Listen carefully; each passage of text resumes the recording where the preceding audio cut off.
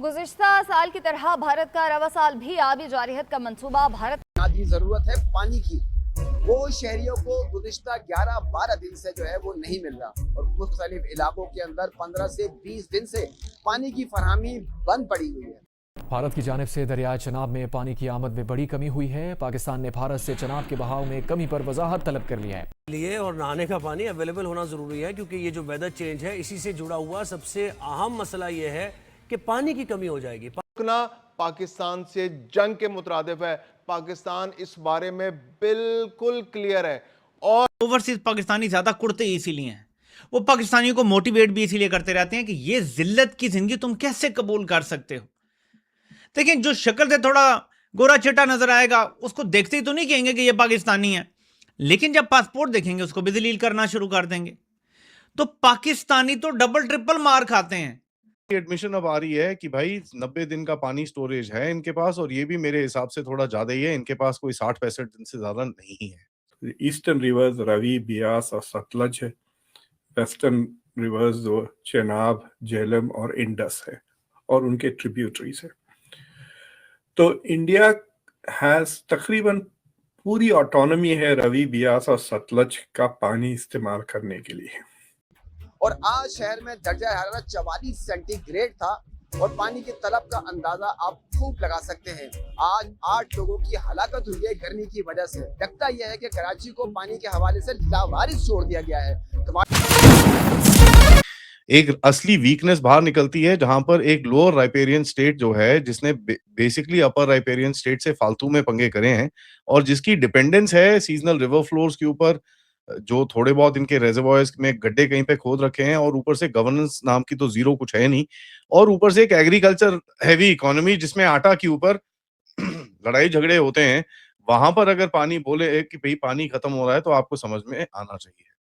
भारत ने पूरा पानी बंद नहीं करा, भारत ने सिर्फ पॉलिटिकल स्टेटस बंद करा है ऑफ इंडस वैली फ्रेमवर्क, और जो इंडस वाटर का जो फ्रेमवर्क है उसके हिसाब से हमने अपने काम, जो भी डैम्स इतने टाइम से फंसे हुए थे, हमने उनको आगे करने की कोशिश करी है। तो कल को अगर फॉर एग्जांपल भारत करेगा नहीं, बट जस्ट फॉर एग्जांपल इस इंडस वाटर ट्रीटी को भैया अगर कोई ऑडिट करता है तो एक भी जगह पे भारत का कोई ऐसी चीज नहीं मिलेगी कि साहब भारत ने कुछ एक्स्ट्रा करा हो from what is actually written in that treaty. हम लोग पूरी तरह से जो ट्रीटी के अंदर लिखा हुआ उसके हिसाब से अभी काम कर रहे हैं, और भारत ने बड़ा क्लियरली बोला है तुम टेररिज्म बंद करो, नहीं तो तुम्हारा पानी हम नहीं करेंगे ये चीज। पाकिस्तान जाके यूएनएससी में जाके खड़ा हो गया, उसके बाद जाके चैटम हाउस से आर्टिकल लिखवा लिए, बड़े बड़े चीजें करने की इनकी कोशिश करी जा रही है। They are trying their best, लेकिन at the end of it आप सबको एक चीज पता है कि भैया it is not going to work.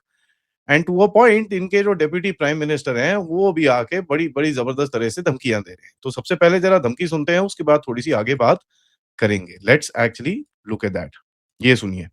Rana साहब, आपको पहले कोई साठगार साहब का आता है, एक स्टेटमेंट सुनाता हूँ, फिर उसी से गुफ्तगू शुरू करते हैं। दिखाइएगा जी, फॉरेन मिनिस्टर साहब ने क्या कहा। Pakistan is an agrarian economy. Millions of people are dependent on the waters being regulated by this treaty. Please don't forget we gave up three rivers in this treaty. The National Security Committee of Pakistan has made it very clear that any attempt to stop or divert the flow of water belonging to Pakistan as per the Indus Water Treaty and the usurpation of the rights of the low riparian will be considered as an act of war. डार साहब कह रहे हैं कि जो Indus water treaty है उसके तहत हम 3 दरियाओं का पानी तो ईस्टर्न रिवर्स का हमको दे चुके हैं, तो बाकी अगर उसने पानी भारत ने हमारा रोका तो उसको हम as an act of war, हम उसको जंग तस्वुर करेंगे। तो राणा साहब, जो खबर यह है कि वो बगलीहार डैम भरने के लिए पाकिस्तानी पानी, जो दरियाओं का पानी बहाव है, उसको रोक रहा है भारत, तो हमारा रद्द-ए-अमल क्या होगा?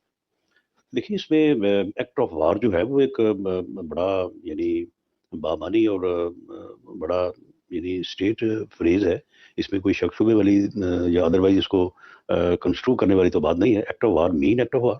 तो हमारा रिस्पॉन्स क्या होगा सर?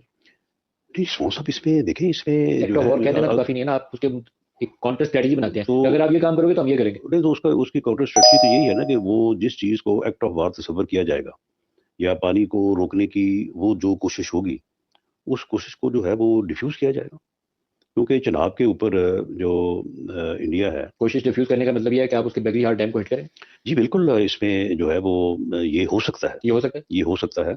और इसमें जो ये चनाब पे ये पिछले दिनों चेयरमैन बापरा जनरल सईद साहब जो है वो इसी हवाले से उनकी मेरे साथ एक मीटिंग हुई थी, तो उसमें उनका ये कहना था कि चनाब जो है वो उसके ऊपर वो कोई 4-5 छोटे डैम जो है वो तामीर करने जा रहे हैं।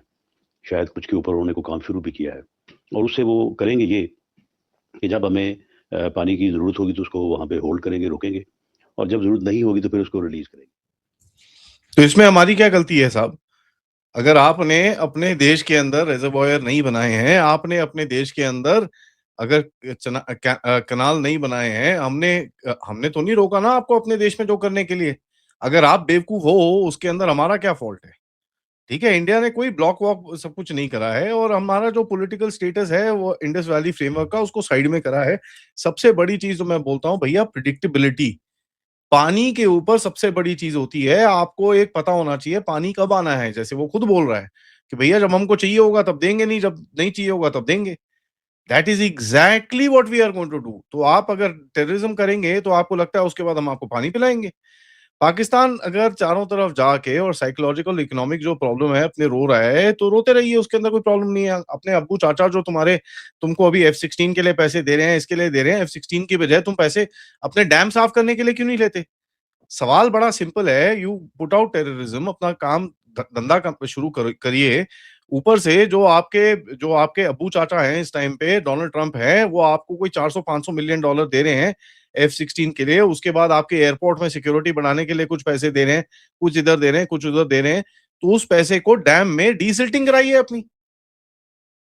आपके जो इतने बड़े-बड़े मंगला, पंगला, चंगला पता नहीं क्या-क्या डैम्स हैं, उसमें डीसिल्टिंग कराइए। अपने कनाल साफ करिए, कनाल खोदिए, वाटर रिजर्वॉयर्स बनाइए।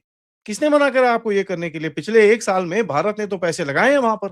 आपने पैसे कहां लगाए हैं? लश्कर-ए-तैयबा और जैश-ए-मोहम्मद के हेडक्वार्टर्स को दोबारा बनाने के लिए। ये मैंने कल आपके साथ बड़ी क्लियरली आपको मैंने ये बताया था, और मैंने दिखाए भी थे आपको।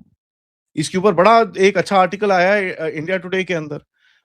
जय हिंद दोस्तों, आपका फास्ट न्यूज फैक्ट में स्वागत है। ऑपरेशन सिंदूर में भारत के हाथों मार खाने के बाद भी पाकिस्तान गीदड़ भभकी से पीछे नहीं हट रहा है। करीब 1 साल पहले भारत ने ऑपरेशन सिंदूर के जरिए पाकिस्तान के आतंकी ठिकानों पर भीषण तबाही मचाई थी। साथ ही भारत ने सिंधु जल समझौता को रोक दिया। अब पाकिस्तान ने गीदड़ भभकी देते हुए कहा कि इंडस वाटर ट्रीटी के तहत पाकिस्तान के पानी के बहाव को रोकने या मोड़ने का कोई भी कोशिश युद्ध की कार्रवाई मानी जाएगी। इससे पहले वाले साल में भी पाकिस्तान इसी तरह की गीदड़ भभकी देता था, लेकिन अभी तक कुछ नहीं हो पाया। भारत ने सारा पानी रोका था, इससे पाकिस्तान की कई जगहों पर काफी ज्यादा सूखा पड़ गया था। लेकिन भारत ने कई डैमों का पानी तो काफी ज्यादा खोल दिया था, जिससे पाकिस्तान में काफी ज्यादा बर्बादी भी हुई थी। देखा जाए तो भारत सूखे से भी पाकिस्तान को परेशान कर रहा है, वही पानी छोड़ के अचानक से तब भी परेशान कर रहा है। ऐसे में पाकिस्तान पूरी तरह से बौखलाया हुआ है और उल्टे सीधे गीदड़ भभकी देते हुए नजर आता है। पाकिस्तान के PM से लेकर हर कोई भारत की ताकत को आजमाना चाहता है।